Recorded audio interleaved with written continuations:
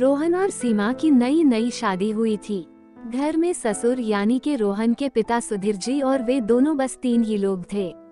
इस घर को रोहन के माँ बाप ने जीवन भर पाई जुटाकर बड़ी मेहनत और अरमानों से बनाया था, वरना आज के समय में मुंबई में घर बनाना तो दूर की बात है, किराए पर लेना भी बहुत बड़ी अचीवमेंट से कम नहीं है।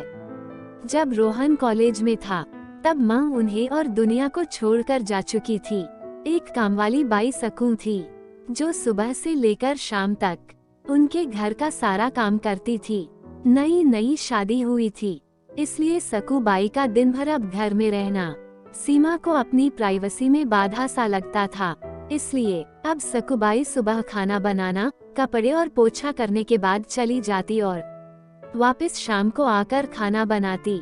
सकुबाई की दोपहर की गैरहाजिरी से कई छोटे मोटे काम दिखाई देने लगे, जिनमें से ज्यादातर काम बिना कहे सुधीर जी ये सोचकर कर लिया करते कि बहू को मदद हो जाएगी, लेकिन बहू सोचती कि ससुर को औरतों के काम में दखल देने की आदत है। एक दिन मौका देखकर सीमा ने रोहन से कहा, क्यों ना हम बाबूजी को वृद्धाश्रम में भेज दे, सिर्फ एक बार पैसा भरना पड़ेगा और उन्हें भी अपने उम्र के लोगों का साथ मिल जाएगा। हमें भी अपनी प्राइवेसी के बारे में ज्यादा सोचना नहीं पड़ेगा। रोहन ने सीमा की बातों पर ज्यादा ध्यान नहीं दिया।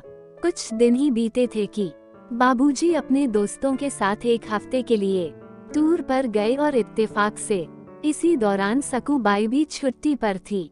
फिर क्या सीमा को जैसा चाहिए था वैसा समय मिलने लगा। अब रोहन रेस्टोरेंट में खाना खा लेता और सीमा का काम ऑमलेट, ब्रेड या मैगी से चल जाता। खाना बनाने की टेंशन नहीं थी, लेकिन घर में निकलने वाले सारे काम तो अभी भी करने ही थे। ससुर जी की गैर हाजिरी में सीमा को एहसास हुआ कि वह बिना कहे ही जो काम कर लिया करते थे उनसे कितना फर्क पड़ता था। छोटे मोटे लगने वाले यह काम भी काफी समय और एनर्जी लेने वाले थे। कुछ दिन बीतने के बाद एक दिन रोहन सीमा को कहता है, चलो आज कहीं बाहर घूम कर आते हैं। सीमा बड़ी खुशी खुशी सज धज कर बाहर घूमने के लिए तैयार हो जाती है। रोहन सीमा को अपने घर से 4 किलोमीटर दूर एक चौल में लेकर आता है। एक आदमी रोहन के हाथों में एक चाबी देता है। रोहन उस चाबी को लेकर चौल का एक कमरे का दरवाजा खोलता है। कमरा खुलते ही 2 रूम वाले उस छोटे से अंधेरे से भरे घर के अंदर रोहन सीमा को लेकर जाता है और कहता है, कैसा लगा तुम्हें हमारा नया घर? रोहन कहता है, हम अगले महीने से इसी मकान को भाड़े से लेकर रहेंगे और अपनी प्राइवेसी का मजा लेंगे।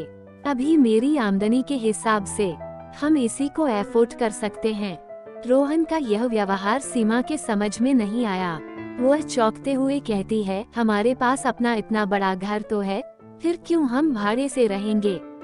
रोहन उसे टोकते हुए कहता है, सोच समझकर बोला करो, वह घर हमारा नहीं है, वह माँ बाबूजी का है। तुम्हारे पास 1 महीना है सोचने के लिए कि तुम्हें आगे क्या करना है। दोनों वहाँ से वापस अपने घर लौट आते हैं। पूरे रास्ते सीमा के दिमाग में तरह तरह के विचार चल रहे थे। घर पहुँचते ही उसने रोहन से कहा, माना कि यह घर माँ बाबूजी का है, लेकिन क्या हमारा इस पर कोई हक नहीं है? रोहन ने कहा, बिल्कुल है, लेकिन माँ बाबूजी के बाद जब तक वह है तब तक तो नहीं। अगर तुम्हें हक समझ में आता है तो तुम्हें जिम्मेदारियाँ भी समझ में आती होंगी। सिर्फ हक के बारे में सोचकर और अपनी जिम्मेदारियाँ भूलकर स्वार्थी होना क्या भला अच्छा होता है? सीमा के पास रोहन के इस सवाल का कोई जवाब नहीं था।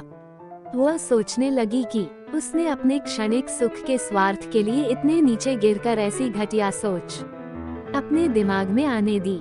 उसे मन ही मन पछतावा होने लगा। सीमा रोहन से बोली, मुझे माफ कर दीजिए, मैं सच में स्वार्थी हो गई थी, मुझसे बहुत बड़ी गलती हो गई।